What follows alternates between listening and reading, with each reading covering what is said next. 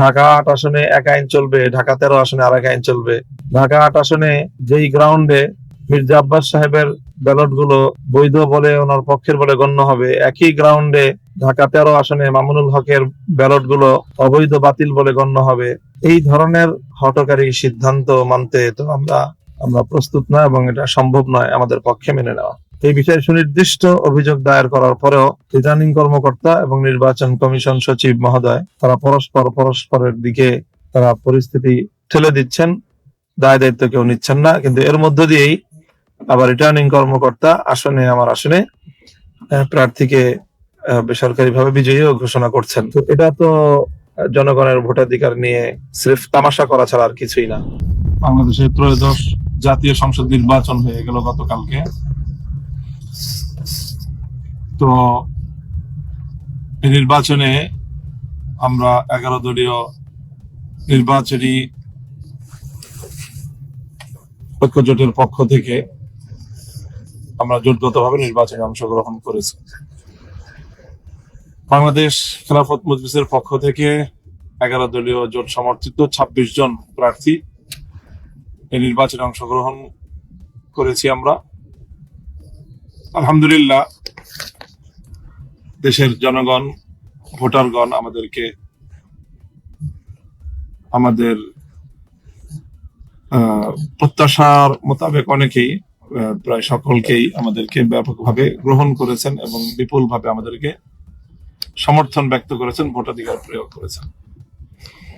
তার মধ্যে অন্যতম একটি আসন ছিল আমার ঢাকা 13 186 নম্বর আসন, যেটি এই আসনটি আপনাদের অনেকেরই, যারা দেশ, জাতি এবং ইসলামকে ভালোবাসেন, আপনাদের অনেকেরই একটা আগ্রহের বিষয়ে পরিণত হয়েছিল। সারাদিন আপনারা সকলে এটা নিয়ে খুব উদ্বেগ এবং উৎকণ্ঠার মধ্যে ছিলেন এবং সকল উদ্বেগ উৎকণ্ঠার পর অনেক নাটকীয়তার শেষ পর্যন্ত রাত গভীরে আমাদেরকে এই আসনে পরাজিত ঘোষণা করা হয়।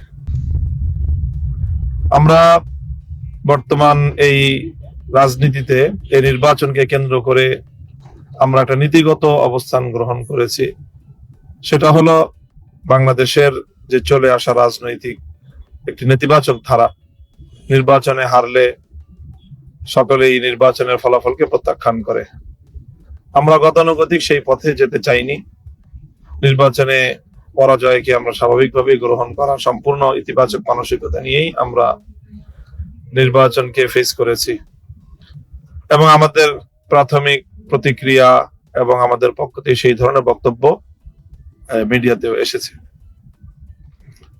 সময় যত গড়াচ্ছে আমাদের কাছে এই নির্বাচনের ভয়াবহ কিছু চিত্র উঠে আসছে, যার কারণে আমরা দেশের স্বার্থে এবং দেশের নির্বাচনী গণতান্ত্রিক পরিবেশকে রক্ষা করার স্বার্থে, দেশের মানুষ যে ভোটাধিকার প্রয়োগ করার জন্য দীর্ঘ প্রতীক্ষা ছিল, মানুষের যে আবেগ এবং উচ্ছ্বাস, তাদের মতামতের ভিত্তিতে তাদের জনপ্রতিনিধি নিযুক্ত হবে, সেই আবেগের প্রতি যে চরমভাবে যে বৃদ্ধাঙ্গুলি প্রদর্শন করা হলো, জনগণকে নিয়ে যে তামাশাটা করা হলো অনেক জায়গাতেই, আমরা সেটার বিষয়ে কিছু তথ্য এবং কিছু বক্তব্য না তুলে ধরে পারছি না। আপনারা সকলেই গণমাধ্যম সূত্রে ইতিমধ্যে জেনেছেন যে গত রাত্রেই আমি এই বিষয়টি নিয়ে, বিশেষ করে আমার ঢাকা 13 আসনের সুনির্দিষ্ট সমস্যাগুলোর অভিযোগ নিয়ে আমি নির্বাচন কমিশনে গিয়েছিলাম। রিটার্নিং কর্মকর্তার সাথে কথা বলেছি। রিটার্নিং কর্মকর্তা আমাকে নির্বাচন নির্বাচন কমিশনের সিনিয়র সচিবের সাথে কথা বলতে বলেন।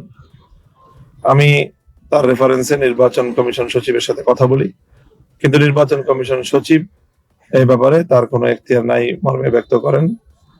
কাজেই এখন কথা দাঁড়ায় যে দায় দায়িত্ব কেউই নিচ্ছে না, নির্বাচন কমিশনও নিচ্ছে না এবং রিটার্নিং কর্মকর্তাও নিচ্ছে না।